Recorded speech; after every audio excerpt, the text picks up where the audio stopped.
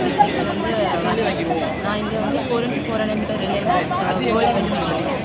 உங்களுக்கு இந்த எப்படி இருக்கும் உங்களுக்கு? ஏன்னா இந்தியாவுக்காக சவுத் ஏஷியன் டீம் விளையாடிருக்கீங்க, நீங்கள் கோல்டு வின் பண்ணியிருக்கீங்க. அந்த தகவல் first of all India represent பண்ணுறதே ஒரு ரொம்ப ஹாப்பி.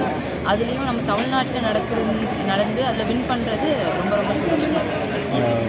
உங்களுக்கு எந்த அளவுக்கு தமிழக அரசு இந்த லெவலுக்கு கொண்டு வந்து கண்ணிய தேவை உங்களுக்கு நிறைய ஸ்கீம்லாம் இன்ட்ரடியூஸ் பண்ணியிருக்காங்க புதுசாக. அதனால எங்களுக்கு நெக்ஸ்ட் லெவல் போகிறதுக்கு ஒரு நல்ல ஒரு ஆப்பர்ச்சுனிட்டி அது. அந்த மாதிரி நிறைய ஸ்கீம்லாம்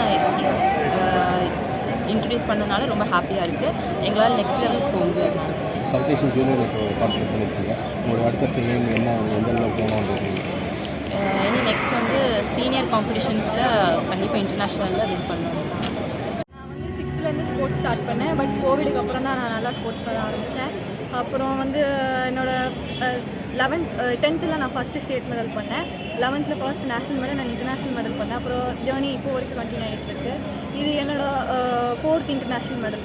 இப்போது சவுத் ஏஷியனில் இப்போ ஜூனியர் சவுத் ஏஷியன் போயிட்டுருக்கு. இதில் எந்த ஈவெண்ட்டில் நீங்கள் மெடல் அடிச்சிருக்கீங்க? நான் 100 மீட்டர்ஸில் கோல்டு மெடல், அப்புறம் சவுத் ஏஷியன் ரெக்கார்ட்.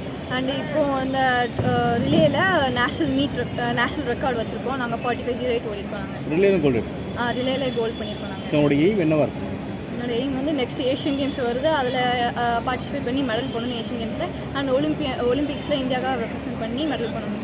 எந்த அளவுக்கு உங்களுக்கு தமிழக அரசு வந்து எப்படி எந்த அளவுக்கு சப்போர்ட் பண்ணியிருக்காங்க?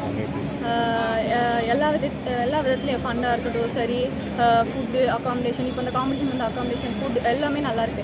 ஏன்னா நாங்கள் இப்போ வேர்ல்டுலேருந்து டேரெக்டாக ஒரு 5 days கேப்பு, அப்புறம் அகைன் இந்த இன்டர்நேஷ்னல் காம்படிஷன் வந்துட்டோம். அங்கே எங்களுக்கு ஃபுட் அவ்வளோவா செட் ஆகலை. அப்புறம் இங்கே வந்து நம்ம சாப்பாடு சாப்பிட்டதுக்கப்புறம் தான் உயிரே அந்த மாதிரி இருந்துச்சு. நல்லா ஃபுட் ப்ரொவைட் பண்ணுறாங்க. ஓகே, இந்த ஈவெண்ட் எப்படி போயிருக்கு? ஏன்னா இந்தியா வந்து மேக்ஸிமம் மெடல் அடிச்சிருக்கு. அதில் வந்து உமன்ஸ் தான் அதிகமாக கோல்டு அடிச்சிருக்காங்க. ஸோ இந்த மூமெண்ட் எப்படி பார்க்குறீங்க? இப்போ 2015-20 இதுக்கப்புறத்துலேருந்து விமன் எல்லாம் நல்லா இந்தியாவில் எல்லாமே டாமினேட்டாக ரைஸ் ஆகிட்டு வராங்க. ஸ்போர்ட்ஸு, பிஸ்னஸ் எல்லாத்துலேயுமே ரைஸ் ஆகிட்டு வராங்க. பட் பல விஷயத்தினால சில உமன்ஸ் வரல. கிராமத்தில் இருக்கவங்களும் இன்னும் அவங்களுக்கு அந்த அவேர்னஸ் தெரியல. அவங்களையும் வெளியே